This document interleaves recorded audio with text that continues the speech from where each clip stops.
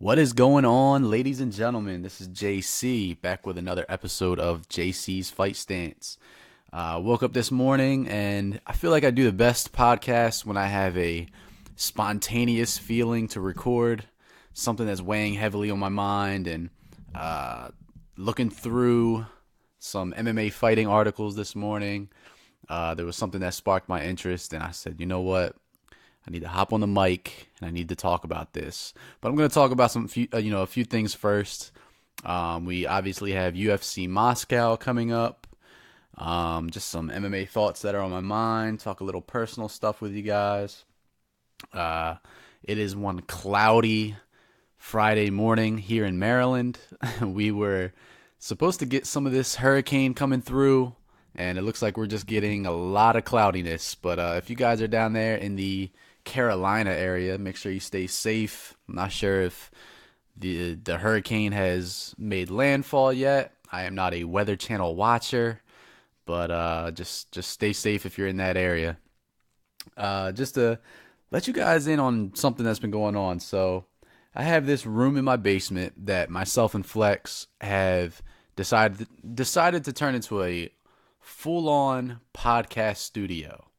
Um, it's right now it's being used as kind of my sleeping dungeon is what that room is right now. I work midnight shift, and to help me sleep during the day, this room has no windows, and it's best for me to sleep in. And I'm gonna be on midnight shift until February. But once I get off this shift, we're gonna turn this into a podcast studio, and I've been saving up the last few months. I want to purchase some equipment that will go in there and some furniture.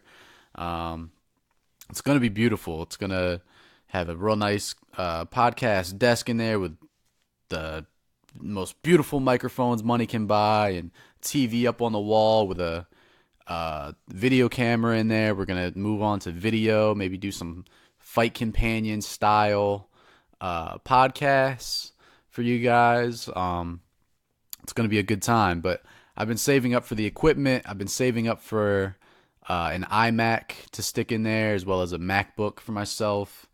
And in the process of saving up, I ran into an issue. So every year for my birthday is October 22nd. Every year for my birthday, I go to a Philadelphia Eagles game. Away from MMA, I am a lifelong Philly sports fanatic, and I go to an Eagles game every year for my birthday. So this year, I'm taking my son. My son's 8 years old. He's not a huge football fan. He doesn't really watch it at all, but he likes to claim teams in different sports, and he's kind of at an age where I want to get him into watching sports with me, And in football, somewhere along the line, 3 years ago or so, he started claiming that he was a Carolina Panthers fan. So this year, October 21st, the day before my birthday, in Philadelphia, the Eagles just so happened to be playing the Carolina Panthers. And I said, this is my opportunity right here, man. This is my opportunity to not only, one, get my son interested in football and real sports. I had him doing jiu-jitsu about 2 years ago, trying to get him interested in that. Right now, he's real big into pro wrestling. I'm not gonna bash him, all right? I was a pro wrestling fan when I was a kid. When I was his age, I was a pro wrestling fan. But I want to slowly start that transition to the real sports. Get him in MMA, get him in football, get him in basketball, all those things that I like. So I said, this is my opportunity, man. I am gonna get this boy to go to this Eagles game. I'm gonna get him a Carolina Panthers hoodie, even though I don't give a damn about the Carolina Panthers. He says he likes the Panthers. He's going to go see the Panthers play my team, the Philadelphia Eagles. I'm going to get him a Panthers hoodie. By the end of the day, the Eagles are going to win. I'm going to convert him. I go online. I'm looking up tickets. Let me tell you, those tickets skyrocket when your team wins the Super Bowl. Good Lord. Just to get in the lower level is about $350 a ticket. So, long story short, those tickets is about $700 for me and him to go, putting a big dent in my saving for this podcast studio. That's an issue, but that's what I'm going through right now. But yeah, we're trying to get this podcast studio up and running by uh, February, March, maybe April, sometime early spring of 2019. We'll be moving to video. I think it's going to be a good time, especially these fight companion style podcasts. That's what I'm excited for. We've got a little more room in there. We can bring in some guests. Um, some of my friends who are big time MMA fans. They are practitioners, and it'll really be a good time. So stick around. There's big things in store for the Fight Stance podcast, and hope you guys keep on listening to us because this is a good time. Want to talk a little bit about the UFC Moscow card. Let me bring it up real quick. So the first thing I thought about with UFC Moscow is this is the UFC's first trip to Russia. This was something big that we heard Khabib was pushing for. He wanted to get the UFC into Russia, and a lot of people thought that Khabib would be on uh, the first fight card in Russia.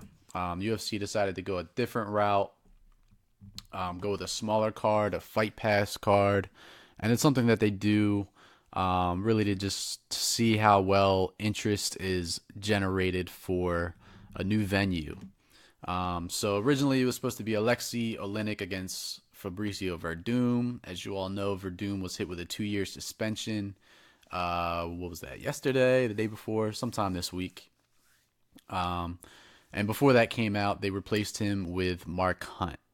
So you look at the heavyweight main event. Sorry, you have Mark Hunt against Alexei Oleinik. Between the two of them, you have about 85 years worth of life in that octagon. That's a lot of life in there. They are two old men.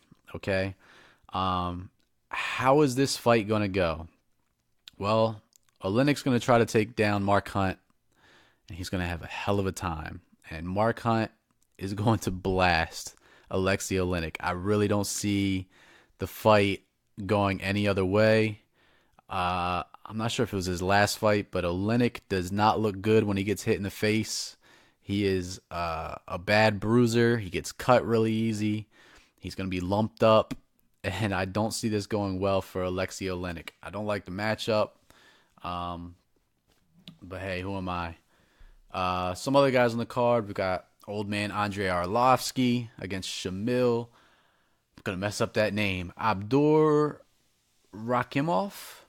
Yeah, I definitely messed that up. We also have Jan Blachowicz against Nikita Krylov. I'm a big fan of Nikita Krylov. And Blachowicz has looked well recently. That's going to be the co-main. Thiago Alves is on the card. He's getting up there. This is man, you look at Hunt, Oleinik, Arlovsky, Alves. You've got some years. You've got some years on this card. A lot of experience, a lot of damage, a lot of years. One name to look out for is Peter Yan. I believe I'm saying that name right. Peter Yan had a recent spectacular performance at which card was that? That was Cowboy versus Leon Edwards, that fight night. He had a first round TKO, really kind of blast onto the scene. Some people knew of him from his ACB time. But that is a name to look out for on this card is Peter Yan.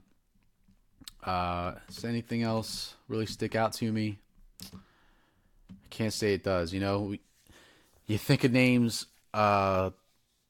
in Russian fighting, you think of Khabib, you think of Zabit, you think of Artem Lobov, you think of a few names, and they didn't do their best to get this card filled with talent.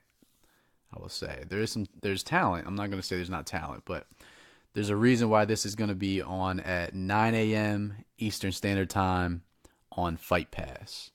Um, Personally, I will probably not be watching this live. Uh, I like the time. It's a 9 a.m. starts the prelims if you're on the East Coast, and 12 noon starts the main card. It's perfect for a Saturday. Is it Saturday or Sunday? The weigh-ins were early this morning, so it's going to be Saturday morning. Um, it's perfect to start your Saturday like that. I'm just going to be busy, and I will catch the fights steadily throughout the week. That's all I got for this card. Um, Something I want to talk about is a lot has come up this week in reference to Dana White, Tyron Woodley, how he has chose to promote Tyron Woodley, who is regarded as a top 3 welterweight of all time, along with GSP and Matt Hughes. And what is Dana White's role as a promoter? Well, what does promote mean? So promote means you try to build something up bigger than what it is. Even you're trying to sell a product, you're trying to promote it. So that is Dana White's job with events, with fighters, so on and so forth. His job is to give you a product and make it sound like it's the best thing since sliced bread. Something I saw this week, and I don't like to talk about other people's podcasts too much, especially the big ones, but I do watch a lot of them. And yes, I did say watch. I usually watch them on YouTube. That's a topic I've had with Flex. He mainly listens to them. But I was watching the Below the Belt podcast with Brennan Schaub, and he said that Dana White is painting the picture that Tyron Woodley is a boring fighter. And I kind of disagreed with that, and I want to talk about that a little bit. I will not say that Dana White is painting the picture of him being a boring fighter.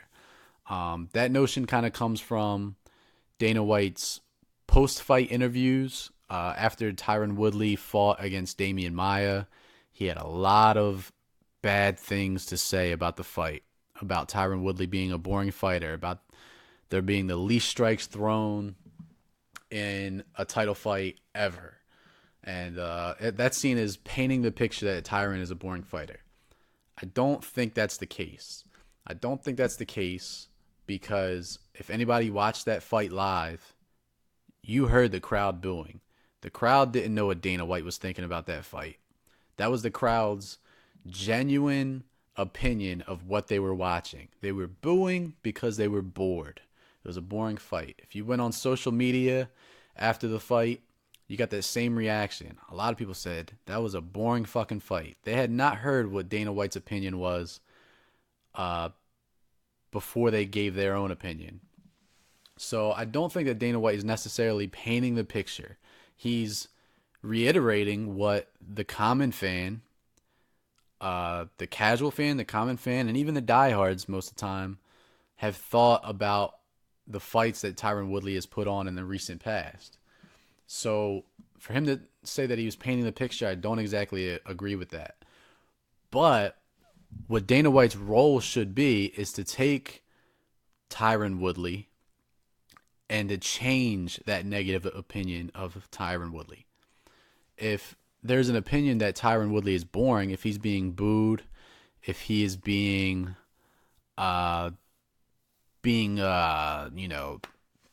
shamed on social media, Dana White should be taking those negative comments and trying to change the opinion of how people see Woodley. That's what he should be doing. He's got to realize this is his product. Tyron Woodley's his champion. He's one of the best welterweights of all time, and he has to find an audience that Tyron Woodley appeals to. You take Tyron Woodley, he is from Ferguson, Missouri. We saw him come out with his fist raised. Glory by John Legend and Common was playing as he was walking to the octagon. That is a demographic right there that he can appeal to. You know, the social activist demographic. Whatever your political opinions are, that's not what we're getting into. But that demographic, the inner city African American demographic, the hip hop community, these type of things are areas that Tyron Woodley could appeal to, and that Dana White should be trying to sell his name to. Instead of discrediting him and hoping that he loses and trying to build up his opponents, there are avenues to sell this product until it's no longer hot. Okay? So Dana White's role as a promoter, while I don't think that he's painting the picture necessarily, his role should be to paint a new picture. Something that was also brought up on the Brendan Shaw podcast was that Tyron Woodley was under a ton of pressure in that fight against Darren Till, and that pressure was coming from the UFC, and that is, even though he has had a tremendous amount of success, he's defended his belt several times now. If he were to lose that fight, Tyron Woodley will never get another opportunity to fight for the welterweight belt. Ever. His time is done.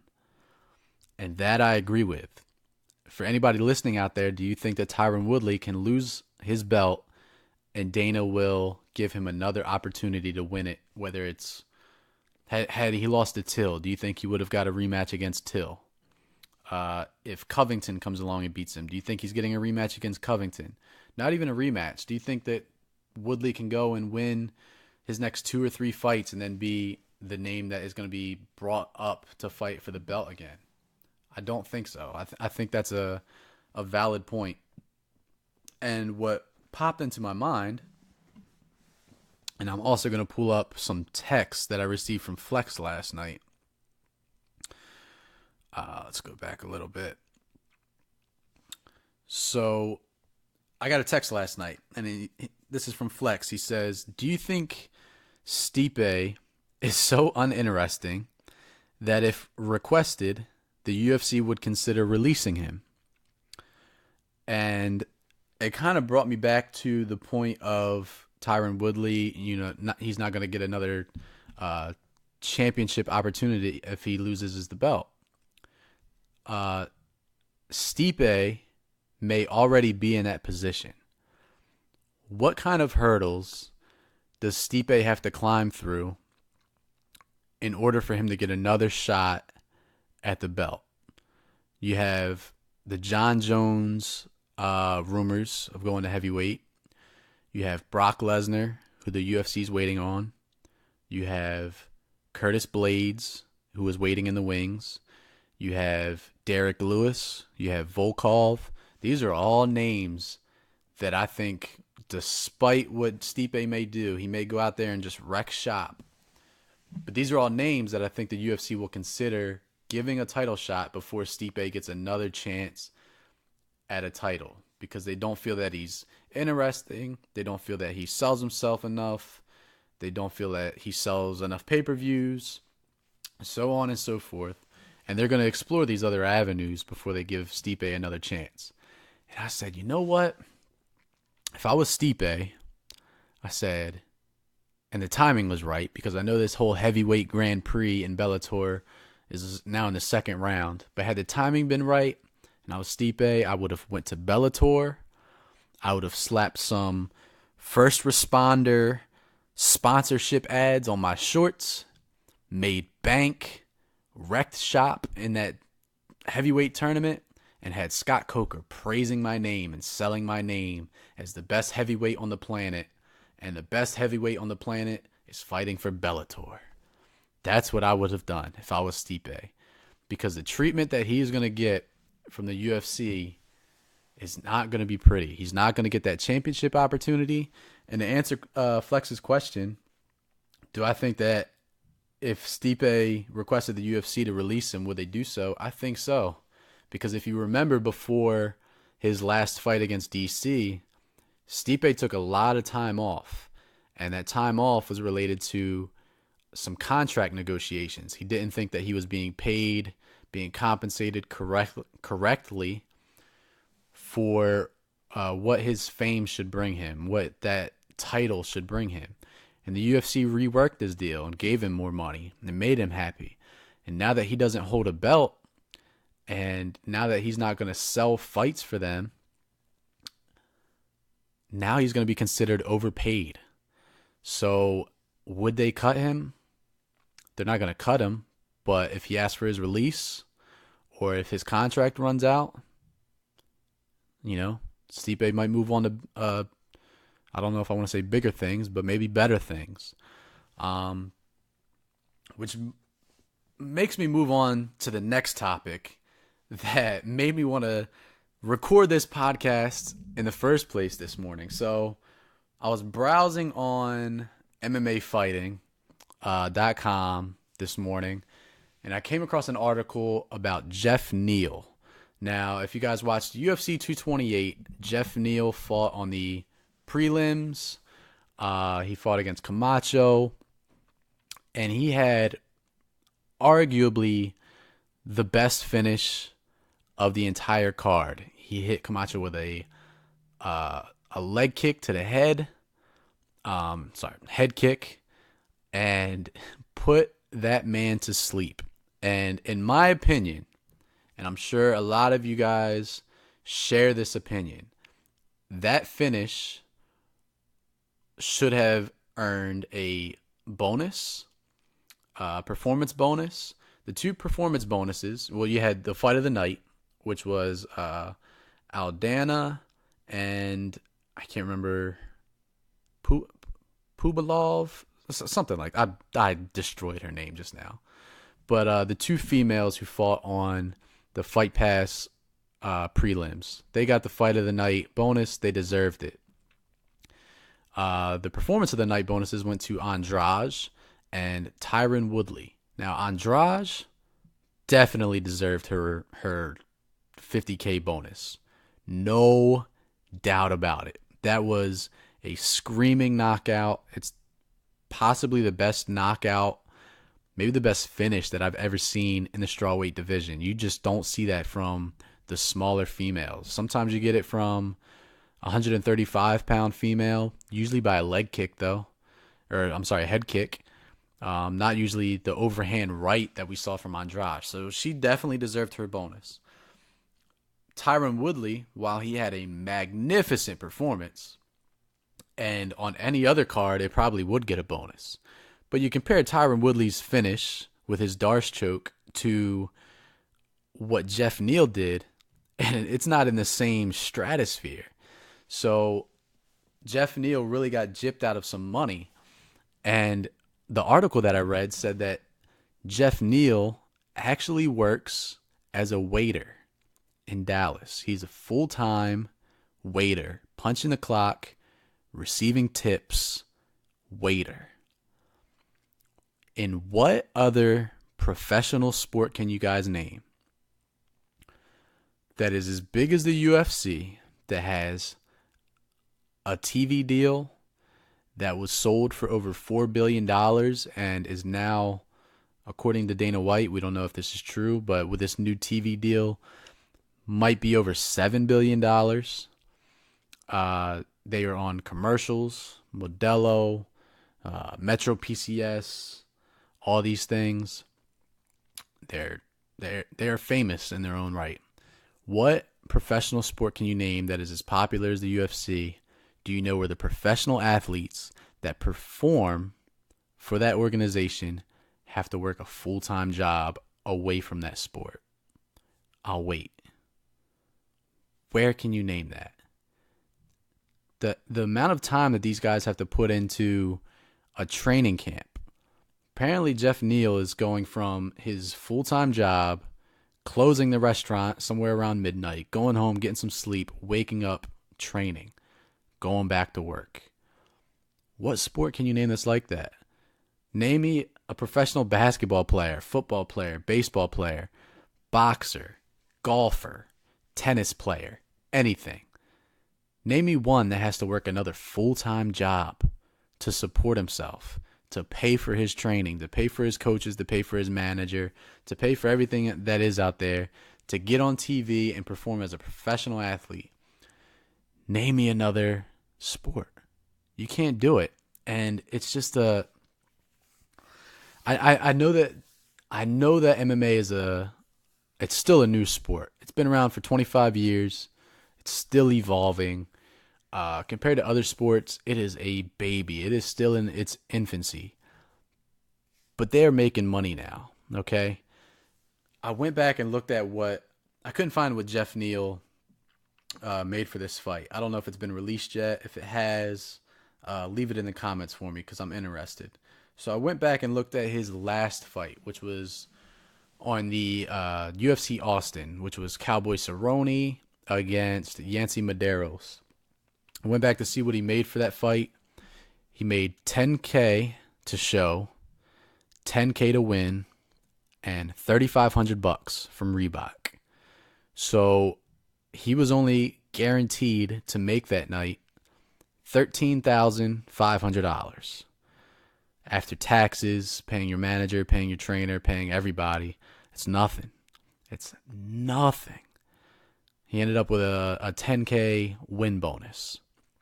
So I'm assuming that his contract for this fight was similar. 10K to show, 10K to win, and I did see that from Reebok. That's what he received, $3,500 from Reebok for UFC 228.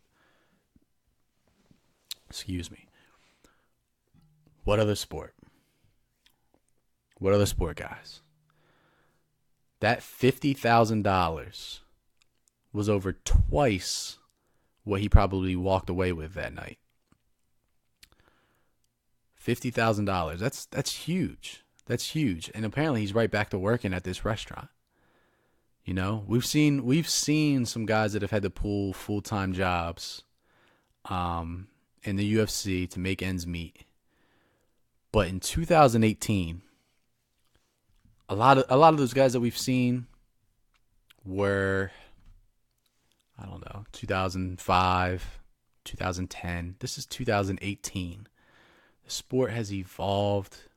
It has come a long way. It just signed a huge deal with ESPN, the worldwide leader in sports. Disney owned. Huge deal. Bigger than the Fox deal. It sold for $4.2 billion. The company did. Why are the fighters getting a guaranteed $10,000? It brings me back. What got me, if you got lost in translation, I said that Stipe would be in Bellator with some first responder sponsorship logos on his shorts. Why can't the UFC fighters have some type of sponsorship money to help offset the money that they're not getting from the UFC? I go back to the PFL. What the PFL did is they have uniformed shorts like the UFC has. So solid color, says PFL on it. I like it. It's clean.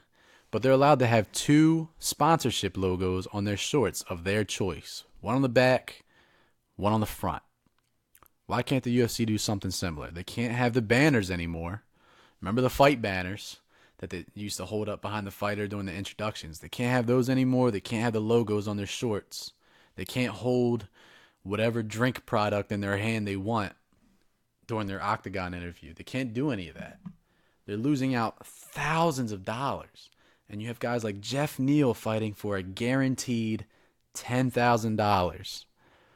If that guy fights 4 times a year, say he fights every 3 months, he fights 4 times a year, he's only guaranteed $40,000 plus whatever he gets from Reebok, chump change. $40,000 for an entire year. He's a professional athlete in a multi-billion-dollar business making $40,000 a year guaranteed before taxes, before paying all his people off. It's sad, man. It's sad. I shouldn't go to my local cheesecake factory and tip the guy that I just saw get a head kick knockout on Fox Sports. It shouldn't happen. Shouldn't happen, guys. That's all I have to say. Hope you guys gave it a listen. I like these spontaneous podcasts. You know, they bring a little more emotion out of me. So trying to do one a week for you guys. Like I said, I'm working midnights. I usually work 6 days a week. Got an 8-year-old running around. I got a pregnant wife in the house. I got full-time school. I got all this stuff going on, and I'm trying to make time for you guys and really get my thoughts out there. So I hope you guys listened, and I'll try to get one out to you next week for UFC. I'm not sure the official name of it, but the UFC Brazil card. The Thiago Santos, Jimmy Manawa should be a banger. Looking forward to that. And I'll see you guys next time. Thanks.